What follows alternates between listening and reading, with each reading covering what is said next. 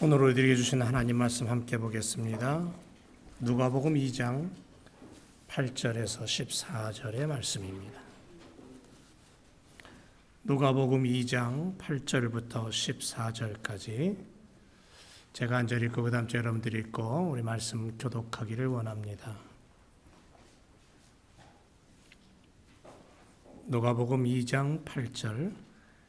그 지경의 목자들이 밖에서 밤에 자기 양떼를 지키더니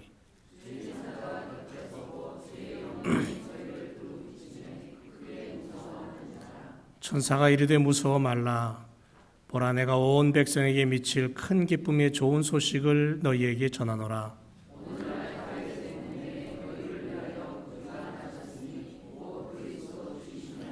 너희가 가서 강보에 쌓여 구유에 누인 아기를 보리니 이것이 너희에게 표적이니라 하더니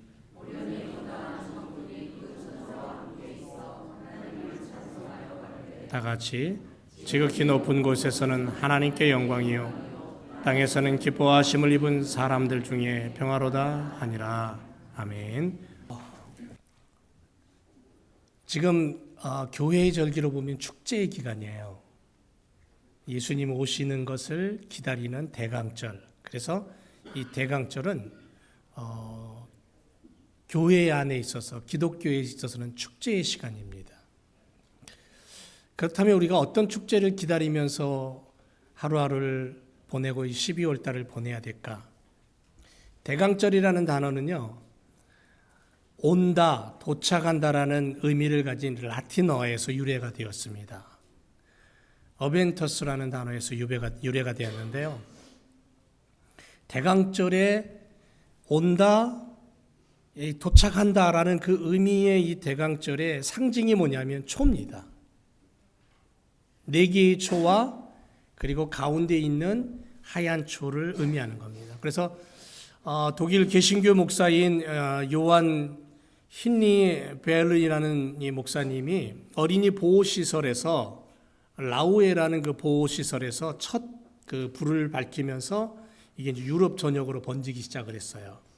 그리고 문화적인 행사로 거행이 되면서 자리를 잡게 됐고, 그것이 이제 미국으로 건너왔고, 미국에서 이제 전 세계로 이제 번져나가는 것을 볼 수가 있습니다. 초를 켜는 이유가 있습니다. 그냥 켜는 게 아니에요. 지난 주일날 첫 번째 초를 켰는데 기침을 하는 분들도 있었습니다. 이 초가 뭐 문제가 있나 했더니 보니까 이 분홍색 초를 물감을 매긴 게 아니고 위에다가 살짝 그 색깔을 입힌 거예요. 비닐으로 코팅 처리를 한 겁니다. 그래서 코팅이 타는 냄새 때문에 기침을 하는 분들이 있었던 것 같아요. 그래서 오늘 아침에는 코팅을 제가 다 벗겼습니다. 위에만. 그러니까 조금 낫죠? 그래도 이 향에 알러지가 있는 분들은 또 힘드실 것 같고 기침을 하실 것 같은데 조금만 참으세요. 빨리 끝낼게요. 초를 켜는 이유가 뭐냐면 이 대강절을 통해서 어두운 세상에 참 생명의 빛으로 오신 예수님을 기억하자는 거예요. 그래서 우리가 예수님을 찬양할 때 이런 찬양 하잖아요. 어두운 세상에 빛으로 오신 예수여 하는 찬양하잖아요. 빛으로 오신 예수님. 그래 요한복음 1장에 보면은 예수님을 어떻게 표현하냐면 태초부터 계신 그분은 말씀이었고 그 말씀이 우리 가운데 왔는데 그분이 빛이다. 그 빛이 어두움을 비췄다. 이렇게 말씀하고 있습니다. 주님이 오늘 나의 삶에 임하기를 기다리고 그 기다림을 가지고 예배하고 그래서 그 예배를 통해서 주님을 더 간절히 붙잡고 만난 다음에 그리고 내가 나가서 예수님처럼 빛이 되는 거예요. 빛된 삶을 살라는 거죠. 그런 의미에서 대강절 또는 대림절 이렇게 부르는 사주 지난 이후에 성탄절을 맞이하는 바로 이 절기 속에 이 빛의 축제다, 빛의 절기다 이렇게 얘기를 합니다. 그래서 지금 전 세계적으로 교회마다 성탄 추리가 생겨나고 오늘도 이제 오후에 우리 학생 청년들이 성탄 추리를 만들 거예요. 불을 밝히고 그리고 강단 앞에는 촛불에 불이 붙고 하는 그런 일들이 이제 교회 안에서 이루어지는 겁니다. 빛의 축제의 절기. 성탄을 즈음하여 거리마다 빛이 밝혀지고 어둠이 물러나가고 아름다운 그 빛이 성탄을 준비하는 성도들의 마음 속에 기쁨으로 다가오고 그 기쁨이 믿지 않는 사람들이 이렇게 전달되고 그래서 예수님은 어두운 세상에 와서 빛이 되었던 것처럼 이 어두움의 세상의 성도들도 빛으로 살아야 된다. 빛을 비추는 자가 되어야 된다. 그런 다짐으로 우리가 오늘도 주님 앞에 예배하는 시간이 되기를 원합니다. 강단의 촛불에 불이 2개가 붙었는데요. 첫 번째 불은 아담에서 아브라함까지입니다. 믿음의 역사예요. 두 번째 초는 아브라함에서 모세까지 언약과 율법입니다. 그리고 세 번째는 모세에서 다윗까지 하나님이 왕으로 임하시는 그 능력과 권능을 보여주는 것이고요. 네 번째 초는 다윗에서 그리스도까지를 의미하는 그러한 의미를 다 담고 있어요. 그리고 중앙에 있는 하얀 초는 예수 그리스도의 탄생을 의미합니다. 그래서 5개의 초가 그냥 있는 게 아니다라는 것을 기억하고 하나하나 지난주에 하나 불이 붙었죠. 오늘 또 하나 불이 붙었습니다. 다음 주에 또 하나 불이 붙을 것이고요. 이 불이 붙을 때마다 주님이 점점 내 안에 더 가까이 오신다. 내가 주님을 바라보면서 나는 어떠한 그리스도인이 되어야 될 것인가 하는 것들을 다시 한번 되새기는 그러한 시간들이 되시기를 주님의 이름으로 부탁을 드립니다. 성탄의 계절은 모든 사람들이 축제예요. 캐롤송이 흘러나오죠. 쇼핑센터 가게들마다 굉장히 바쁩니다. 예전같이 그렇게 바쁘진 않지만 그래도 바빠요. 경기가 조금씩 살아난다고 하기 때문에 또 바쁜 그러한 분들도 있을 겁니다. 그래서 축제의 계절은 분명합니다만은 이 성탄의 계절에 누가 주인공인지 모르는 그러한 성탄절을 보낼 때가 참 많습니다. 바쁘기만 바쁘죠. 성탄절의 주인공이 누굴까? 구원을 위해서 이 땅에 오신 예수님. 그 예수님이 쏙 빠져 있고 선물 보따리가 주인공이 되고 산타크로스 할아버지가 주인공이 되고 추리 밑에 쌓여있는 선물 상자들이 주인공이 되고 이런 것들을 바라보면서 어쩌면 오늘날 주인공의 자리를 빼앗긴 예수님을 우리는 만나지 않을까라는 생각을 해보게 됩니다. 상업주의, 물질주의, 쾌락주의, 주님이 세상을 구원하기 오신 성탄의 시간을 다 잃어버리게 만드는 그러한 세상의 여러 가지 것들이 우리로 하여금 그쪽으로 눈을 돌리게 하는 거죠. 주님을 바라보는 그러한 믿음의 눈이 세상을 향해서, 쾌락을 향해서, 물질을 향해서, 어떠한 욕심을 향해서 그렇게 흘러가게끔 만드는 세상에 우리가 살고 있다는 것을 우리는 기억을 해야 됩니다. 성탄절은 우리에게 단지 선물을 주고받는 날, 텔레비 앞에 앉아서 하루를 쉬는 날, 또는 누군가에게 메리 크리스마스라고 인사를 하는 그런 날이라기보다는 믿음의 성도들에게 있어서 성탄절은 내 인생에게 다가오신 가장 소중한 분, 그래서 바로 그분이 내 인생에 있어서 가장 복된 분, 그래서 내 마음속에서부터 정말 춤출 수 있는 축제의 시간으로 우리가 성탄절을 준비하고 맞이해야 될 줄로 믿습니다. 다시 한번 생각하자고요. 다시 한번. 우리 각자는 성탄에 대한 바른 신앙 고백이 있어야 된다는 거죠.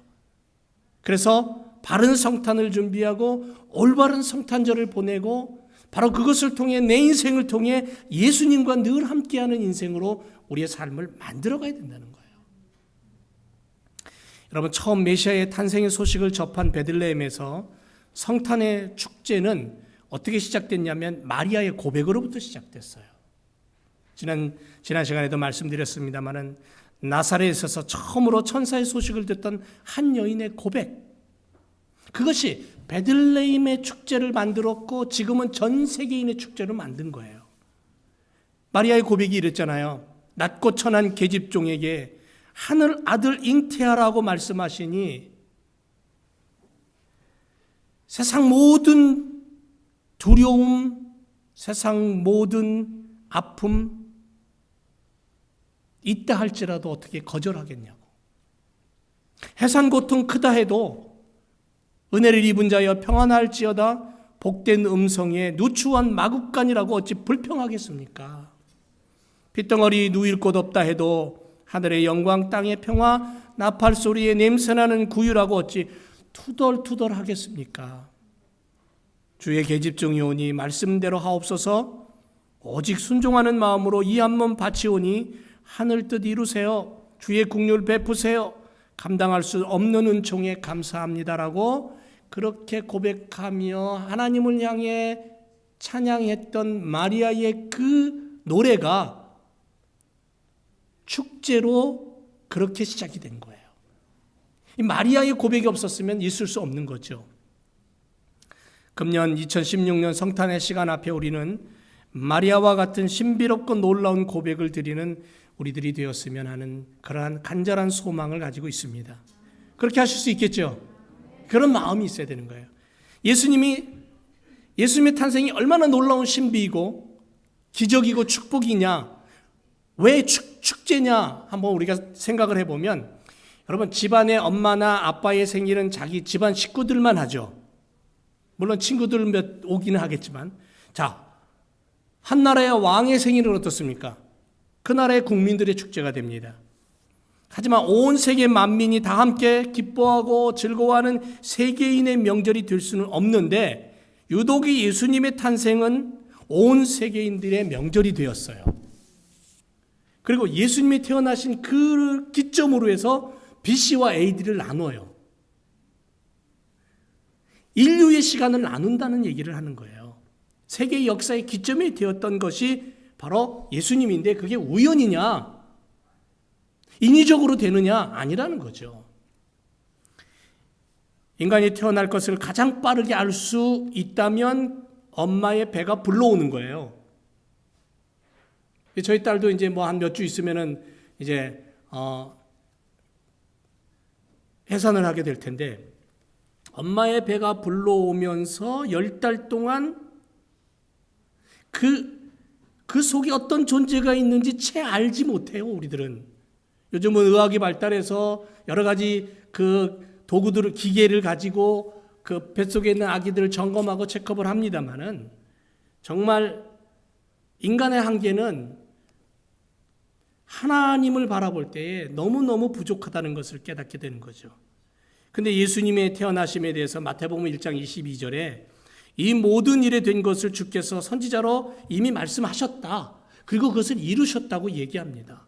수백 년 전에, 수천 년 전에 선지자를 통해, 성경을 통해서 예언했고, 구약 성도들은 그 약속을 그대로 믿고 살았어요.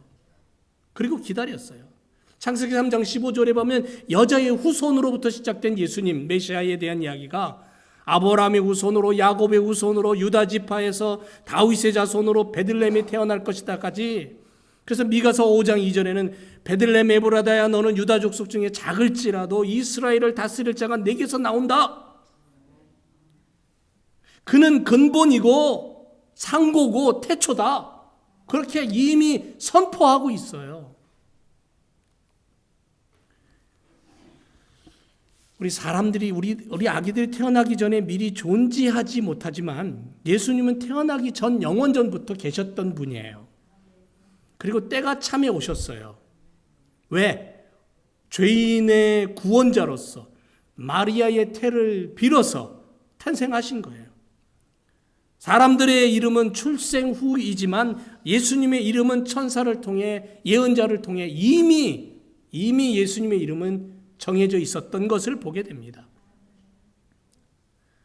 피터 스트너 박사라는 분은 예수님에 관한 8가지, 예언 8가지를 종합해서 그것이 한 사람에게 우연의 일치로 성취될 가능성을 수학적인 확률로 계산을 해봤습니다.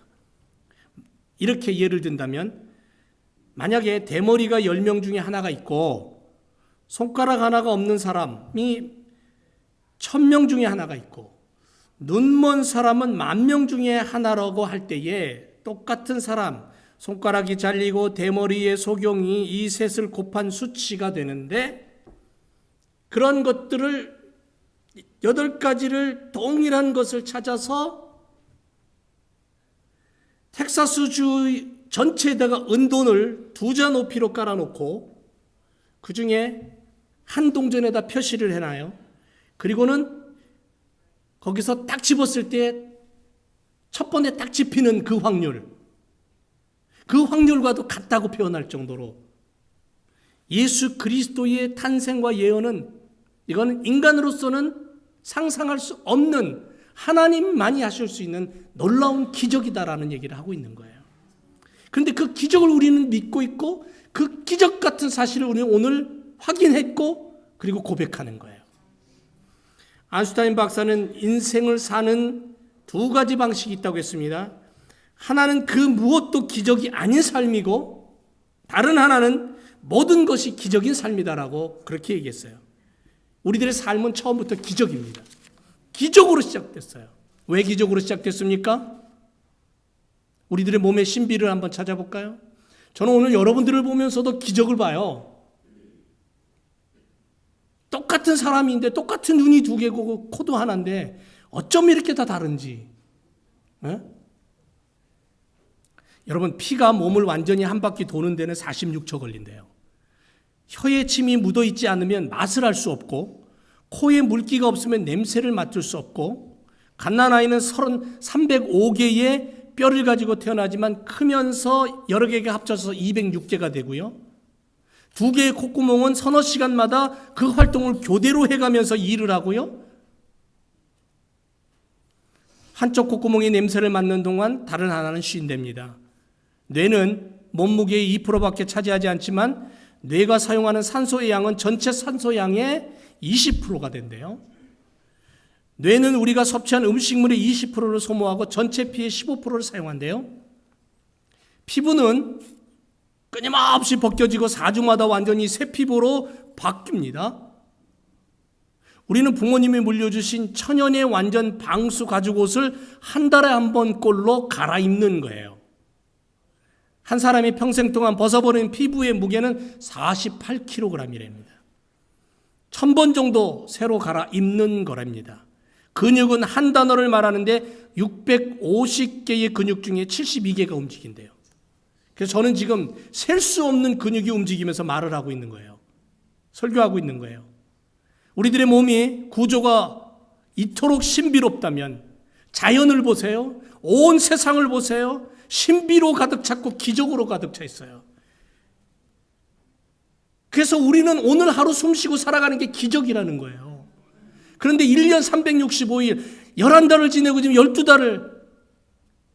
12달을 시작하는 우리들이 이게 정말 하나님 앞에 오늘도 나와서 하나님 감사합니다 할 수밖에 없는 거죠. 그렇다면 예수님은 어떻습니까?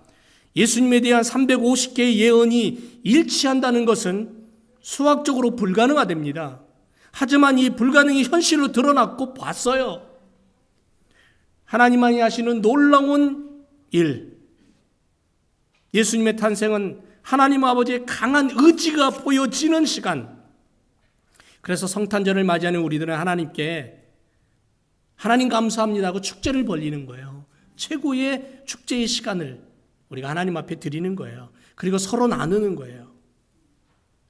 신비와 기적이 우리들의 현실 앞에 펼쳐진 성탄절을 맞이하는 성도들의 마음가짐이 하나님이 차려주신 기가 막힌 축제의 음식과 그 맛을 우리가 마음껏 먹고 누릴 수 있는 그러한 은혜의 잔치자리를 우리는 누려야 되는 거예요. 성탄절에 그걸 누릴 수 있는 사람이 되어야 되는 거예요. 그게 성탄절이 뭔지를 알면 누리게 되는 거죠. 어떤 잔치일까요? 어떤 축제일까요? 하나님이 어떤 은혜의 잔치를 우리에게 베풀어 주셨어요? 그건 뭐냐면 하나님의 영광이 고스란히 드러나는 축제로 하나님 우리에게 허락하셨다는 거예요. 그래서 천사가 뭐라 그랬냐면 가장 먼저 외친 예수님의 탄생을 알린 천사가 가장 먼저 뭘 얘기했냐면 하늘의 영광이다 그랬어요. 하늘의 영광이다. 예수님의 탄생을 알리던 천사가 들에서 양을 치던 목자들에게 찾아와서 한 말 중에 처음이 뭐냐면 너희 동네에 너희를 구원할 구세주가 나시는데 하나님께는 영광이다라는 거예요. 글로리죠, 글로리. 하나님의 완전하심과 탁월하심의 임재를 표현하는 단어예요. 하나님에게만 쓰이는 단어예요. 하나님을 찬양할 때 사용되었습니다. 시내산에서 구름이 가득 채워졌을 때에 하나님의 임재를 보고 히브리 민족들은 땅에 엎드려 고개도 들지 못하고 하나님의 영광을 찬양했어요. 그만큼 하나님의 임재와 하나님의 영광은 대단한 거예요. 이스라엘의 성막 위에 머문 구름에 하나님이 친히 임재하셨어요. 그리고 그 가운데 하나님의 영광이 나타났어요. 하나님의 임재를 바라볼 수 없는 인간을 향하여 땅에다가 머리를 쳐박고 하나님의 그 임재 앞에서 벌벌 떨 수밖에 없는 죄악된 세상 속에 사는 연약한 우리들이 이 땅에 바로 그 영광이신 그분이 오셨다라는 거죠. 그래서 성탄절을 바라볼 때 우리는 하나님의 영광을 노래하게 되고요. 고개를 들고 하나님의 영광을 찬양할 수 있는 자격을 갖춘 자가 되는 거예요. 얼마나 놀라운 은혜입니까? 그래서 축제예요. 여러분, 제가 언젠가 말씀드렸습니다만 포인터라는 개는요, 털이 짧은 사냥개입니다.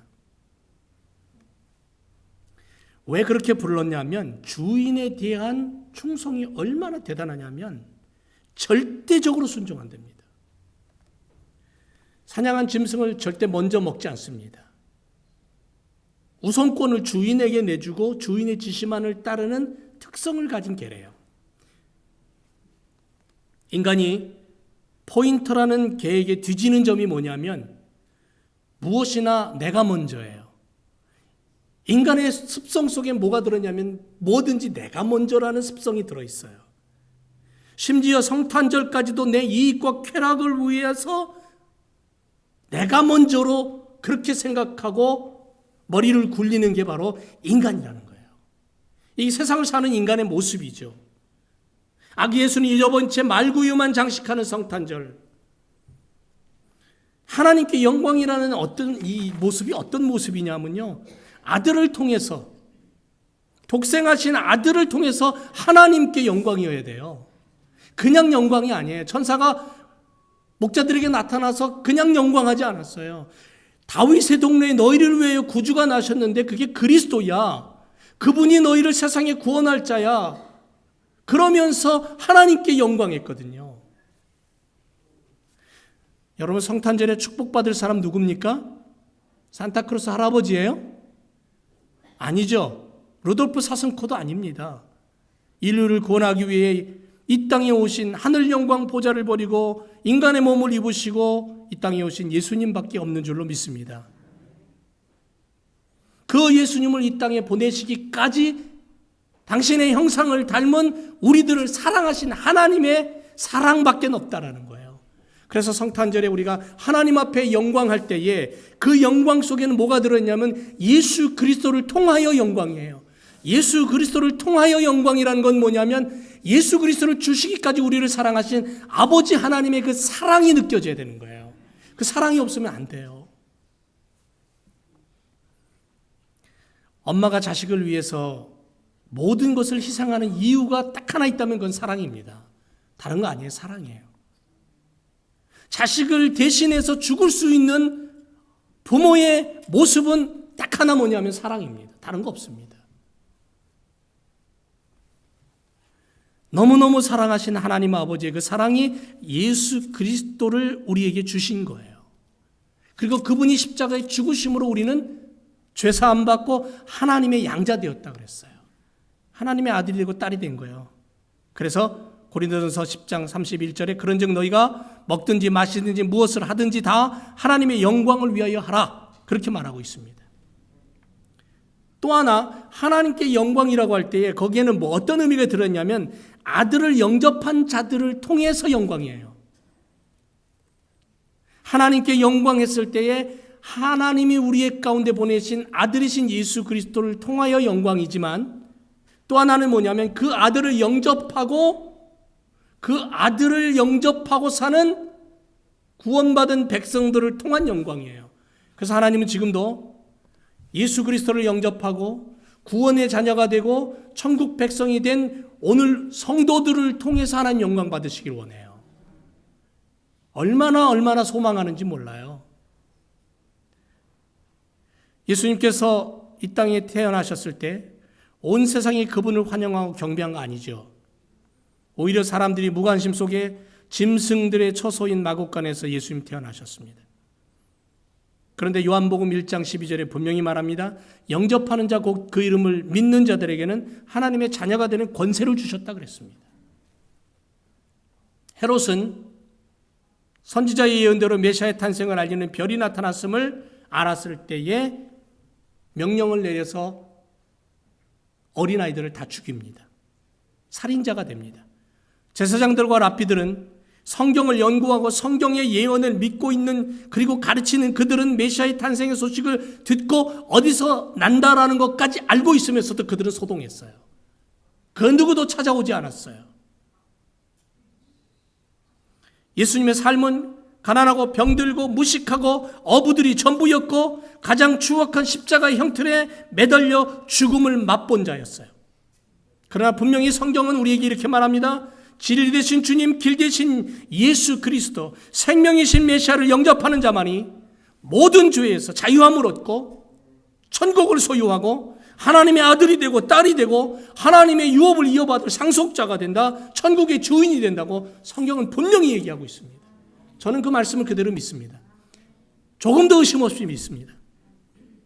예수 그리스도를 영접하는 자만이 하나님께 영광을 돌리며 살아갈 수가 있는 거예요. 그리고 하나님이 그 영광을 받으시는 거예요. 아무나의 영광을 받지 않습니다. 하나님이 받으시는 영광은 하나님의 자녀들을 돌리는 영광을 받으시는 거예요. 우리는 하나님의 자녀인 줄 믿습니다. 그래서 오늘도 하나님 앞에 영광을 올려드릴 때 하나님 영광 받으세요 하고 기도하고 예배할 때 하나님 그 영광과 그 예배를 받으시는 거예요. 그래서 성탄절이 축제라는 거예요. 내가 하나님 앞에 올려드린 영광을 받으시기 때문에 그래서 내가 감사하는 거예요. 하나님의 영광이 드러나는 축제로 만드시기를 주님의 이름으로 부탁을 드립니다. 또 하나는 뭐냐면 구원의 은혜가 있기 때문에 축제라는 거예요. 아들을 낳으니 이름을 예수로 하라. 이는 그가 자기 백성을 저희 죄에서 구원할 자다. 그랬어요. 구원할 자다. 성탄절을 맞이하는 성도들이 잊어버리지 말고 반드시 기억해야 될 단어가 뭐냐면 구원이에요. 구원이 빠지면 우리는 헛된 믿음인 거예요. 멕시코 어느 마을에 오래전의 얘기입니다만, 아주 오래전의 얘기예요. 어머니를 간호하던 한 착한 소녀가 어머니가 회복되기를 간절히 소망하면서 기도하다가 산에 올라가서 약초를 캡니다. 그런데 약초를 보고 쫓아가다가 어떻게 잘못 뛰어갖고 절벽 밑으로 떨어졌어요. 굴러 떨어졌습니다. 다쳤어요. 피가 흘러요. 주변에는 이름 모를 하얀 꽃들이 피어 있었는데 그 소녀의 그 피가 그 하얀 꽃에 다 묻어서 벌개져 버렸습니다. 정신이 혼미했습니다. 그런데 그때 예수님이 그 여인에게 나타났어요. 그 소녀에게. 저 피 묻은 꽃을 꺾어서 어머니께 갖다 드리라고. 그 말씀이 들려오는 거예요. 그리고 정신을 차리고는 그 꽃을 어머니에게 갖다 드렸습니다. 어머니는 병석에서 일어나서 건강을 회복했어요. 근데 이 꽃이 뭔지 아세요? 다 아실 텐데. 응? 이 꽃이 뭐예요? 이게 바로 포인세티아입니다. 여기 있잖아요. 포인세티아. 꽃말이 뭔지 아세요? 꽃말. 이 포인세티아의 이름이 뭔지 아세요? 희생입니다. 희생, 축복. 희생은 축복의 열매를 맺게 되어 있습니다. 죽음을 향해 인생이란 시간을 살아가는 우리들, 무덤을 향해 걸어가는 우리들의 발걸음 멈추지 않습니다. 아무리 간절히 기도해도, 아무리 간절히 소망해도 내가 죽음을 향해 가는 시간은 멈추지 않습니다. 썩어질 육신을 위해서 끝없는 전쟁과 파괴로 달려가는 인생들을 봅니다. 결국 인간은 죽고 세상은 병들어가고, 그래서 바울은 로마서에서 분명히 말합니다. 죄의 싹은 사망이라고. 이러한 세상에 예수님은 오셨습니다. 우리를 구원하기 위해, 우리를 하나님의 나라로 데려가시기 위해. 그래서 기독교를 뭐라 그러는 줄 아세요? 구원의 종교, 사랑의 종교라고 말합니다. 하나님이 우리를 너무너무 사랑하셔서 독생자를 주시고 아낌없이 죽이셔서 그분의 피를 흘림으로 말미암아 나는 죄사함 받고 구원받았다. 여러분 성경 다 잊어버려도 좋아요. 성경 66권 안에 있는 내용, 구약 성경의 이스라엘의 역사와 하나님의 구속의 원리 다 잃어버려도 좋아요. 신약으로 넘어와서 마태, 마가, 누가, 요한의 예수님의 이야기 몰라도 돼요. 예수님 무슨 얘기를 했는지, 산상수훈에는 무슨 내용이 있는지 몰라도 돼요. 한 가지, 예수님 나를 위해 이 땅에 오셨고 나를 위해 죽으셨고 그분이 죽으심으로 나는 죄사함 받았고 나는 하나님의 아들이 되고 딸이 되었다. 이것만 있으면 돼요. 이것만 잊어버리지 않으면 돼요. 나는 구원받은 백성이다. 나는 구원받은 백성이다. 하나님 나를 사랑하셔서 구원하셨고 내게 천국을 주셨다. 이거 하나만 있으면 우리는 이 성탄절을 기쁨으로 맞이할 수 있을 줄로 믿습니다. 수없이 배반합니다. 인간들은 여전히 배은망덕한 모습으로 살아갑니다. 멕시코 선교 다닐 때 생각이 납니다. 그렇게 먹을 거 주고 옷도 갖다 주고 병나면 돌봐주고 하는데도 돌아서면 욕을 해요. 돌아서면 찌노라 그래요. 찌노라이면 욕이거든요. 중국 사람들을 향해서 그렇게 하는 것처럼 그렇게 막 저 사람들 왜 저럴까? 니들이 주고 싶어서 주지 내가 달라 그랬냐는 식으로 그렇게 인간의 마음이 그게 인간의 본심이에요. 본성이에요. 그런데 가테말라를 갔더니 이 사람들은 좀 달라요. 주니까 고맙다 그래요. 더 주니까 더 달라 그러고 더 감사해요. 그런 모습들을 보니까 인간의 마음이 이런 모습도 있고 이런 모습도 있구나. 지구촌 전체를 보니까 인간들의 모습은 여전히 창조주 하나님을 향해서 삿대질을 하고 그 자리에서 내려오라고 막 끌어내리려고 그러고 여전히 하나님을 원망하고 시기하고 질투하고 그것도 부족해서 서로 왕이 되겠다고 지지고 볶고 싸우고 죽이고 세상의 힘이 돈이 되어버렸어요. 세상의 힘이 권력이 되어버렸어요. 하나님이 이 세상을 만들어 놓고는 인간들에게 그걸 위임하셨는데 인간은 그것을 완전히 다 그냥 욕심으로 파괴해버리고 사라져가잖아요. 바로 그 세상 속에 하나님이 손수 빚으신 당신의 형상을 닮은 인간을 사랑하셔서 구원하기 위해 이 땅에 오신 거예요. 그게 성탄절이에요. 그래서 내가 구원받았다라는 것은요, 이거는 보통 기적이 아니에요. 보통 기적이 아니에요. 전도하러 다녀보면 압니다. 왜 이렇게 예수 믿기를 싫어하는지 몰라요. 선교지 나가서 예수 그리스도를 전하면요, 어떤 때 기적이 나타나요.